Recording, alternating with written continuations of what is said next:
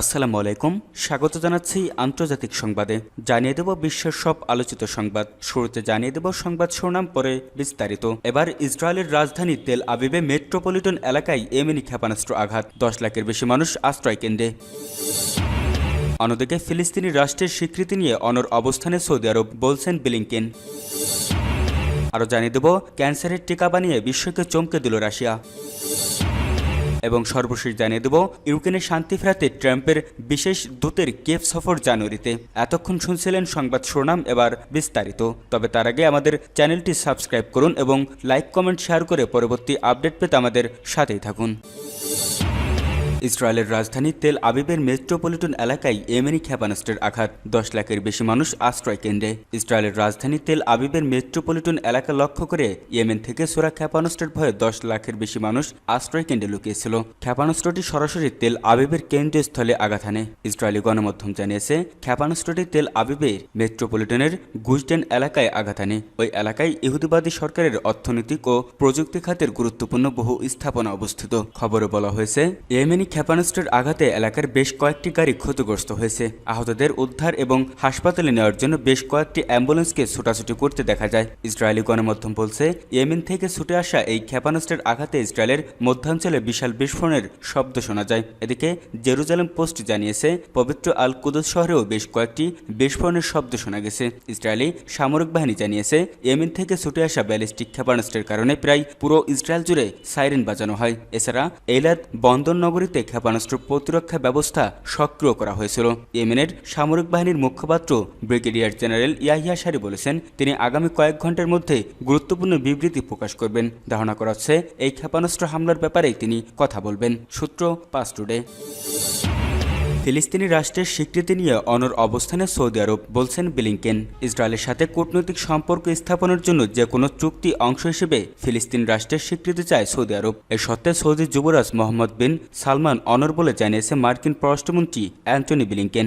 এক প্রতিবেদনে এ খবর জানিয়েছে আল আরাবিয়া। শীর্ষ মার্কিন কূটনীতিক বলছেন ইসরায়েল সৌদি আরব স্বাভাবিকরণ এটি মধ্যপ্রাচ্যে দীর্ঘমেয়াদী স্থিতিশীলতার চাবিকাঠি এবং ইসরায়েলের নিরাপত্তা নিশ্চিত করবে। ব্লিংকেন বলেন প্রথমে গাজা যুদ্ধবিরতি জরুরি, এরপর এই অঞ্চলের দীর্ঘমেয়াদী স্থিতিশীলতার দিকে ফোকাস করা দরকার, যার মধ্যে ইসরায়েলের নিরাপত্তা অন্তর্ভুক্ত থাকবে। অবশ্যই এর মূল চাবিকাঠি হল ইসরায়েল এবং সৌদি আরবের মধ্যে সম্পর্ক স্বাভাবিক করা। প্রকাশিত পররাষ্ট্র বিষয়ক একটি সাক্ষাৎকারে ব্লিংকেন জানান আগত ট্রাম্প প্রশাসন এমন একটি চুক্তি সম্পন্ন করবে বলে আশা প্রকাশ করেন তিনি। ব্লিংকেন বলেন তবে এটি ঘটতে হলে আমাদের কাজে শান্ত হওয়ার দরকার এবং এটি সৌদিদের কাছ থেকে স্পষ্ট বার্তা আমাদের একটি ফিলিস্তিনি রাষ্ট্রের জন্য একটি বিশ্বাসযোগ্য পথ দরকার। গত এক বছরে বেশ কয়েকটি বৈঠক হওয়া সত্ত্বেও সম্প্রতি এই সপ্তাহে সৌদি আরব স্বাভাবিকরণের বিনিময়ে তার দাবিগুলো সহজ করতে ইচ্ছুক। রিয়াদ বারবার পূর্ব জেরুজালেমের সাথে 1967 সীমান্তের উপর ভিত্তি করে একটি ফিলিস্তিন রাষ্ট্রের দাবিতে তার অবস্থানে অনড় অবস্থান জানিয়ে এসেছে।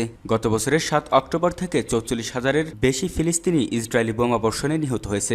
ইসরায়েলেরাও নিয়মিতভাবে মানবিক সাহায্যকে গাজায় প্রবেশ করতে বাধা দিয়েছে, যা মার্কিন যুক্তরাষ্ট্রের সাম্প্রতিক সতর্কতায় পরিণত হয়েছে। ওয়াশিংটন এবং বাইডেন প্রশাসন ফিলিস্তিনি জনগণের বিরুদ্ধে ইসরায়েলি হামলাকে গণহত্যা বলে উল্লেখ করতে ব্যর্থ হয়, ব্যাপকভাবে সমালোচিত। প্রথম মেয়াদে ইসরায়েলের সঙ্গে সংযুক্ত আরব আমিরাত, বাহরাইন, মরক্কো ও সুদানের কূটনৈতিক সম্পর্ক স্বাভাবিক করতে আব্রাহাম অ্যাটকস সামনে এনেছিলেন ডোনাল্ড ট্রাম্প। এবার দ্বিতীয় মেয়াদে সৌদি আরবের সঙ্গেও একই রকম চুক্তি হতে পারে বলে ধারণা করা হচ্ছে। এর মধ্যে আগামী 20 জানুয়ারি হোয়াইট হাউসে আসীন হওয়ার আগে মনোনীত মধ্যপ্রাচ্য বিষয়ক দূত স্টিফেন উইটকফকে সৌদি আরব পাঠিয়েছে ট্রাম্প। ওয়াশিংটনে নিযুক্ত সৌদি আরবের রাষ্ট্রদূত প্রিন্সেস রিমা বিনতে বন্দর আল সৌদি গত মাসে ওয়ার্ল্ড ইকোনমিক ফোরামকে বলেন ফিলিস্তিনি রাষ্ট্র গঠনের অপ্রতিরোধ্য পথ ছাড়া স্বাভাবিকরণ অসম্ভব। যুক্তরাষ্ট্রের সঙ্গে প্রতিরক্ষা চুক্তি স্বাক্ষরের প্রয়াসে সৌদি আরব ইসরায়েলের সঙ্গে সম্পর্ক স্বাভাবিক করার সত্য থেকে সরে আসলে মুসলিম বিশ্বে ভাবমূর্তি ক্ষুণ্ণ হতে পারে সৌদি আরবের।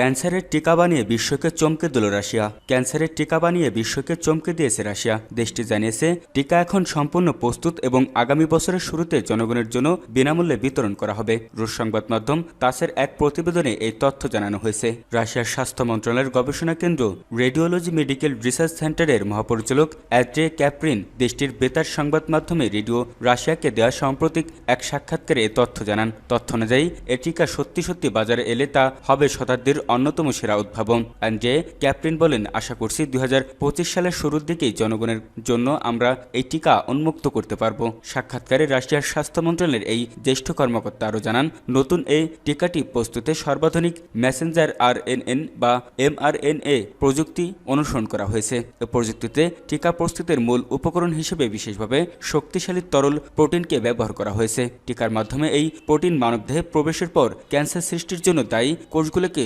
ধ্বংসের জন্য রোগ প্রতিরোধ ব্যবস্থাকে প্রশিক্ষিত করে তুলবে। রাশিয়ার বেশ কয়েকটি প্রথম সারির ক্যান্সার গবেষণা কেন্দ্রে এর সঙ্গে সমন্বিতভাবে টিকাটি প্রস্তুত করেছে স্বাস্থ্য মন্ত্রণালয়। রাশিয়ায় শীর্ষস্থানীয় মেডিকেল গবেষণা কেন্দ্রে Gamaleya national research center for epidemiology and মাইক্রোবায়োলজির তত্ত্বাবধানে টিকাটি মেডিকেল ট্রায়ালও শেষ হয়েছে। ট্রায়ালের ফল পর্যালোচনা করে জানা গেছে, টিউমার গড়ে ওঠা এবং সেখান থেকে ক্যান্সারের কোষ সারা দেহে ছড়িয়ে পড়া রোধ করতে নতুন এই টিকার কার্যকারিতা বেশ সন্তোষজনক। এর আগে চলতি বছরের শুরুতে রাশিয়ার প্রেসিডেন্ট ভ্লাদিমির পুতিন টেলিভিশনে দেয়া এক বক্তব্যে বলেন, ক্যান্সার প্রতিরোধ করতে সক্ষম টিকা তৈরির কাজ শেষ করার খুব কাছাকাছি চলে এসেছি আমরা।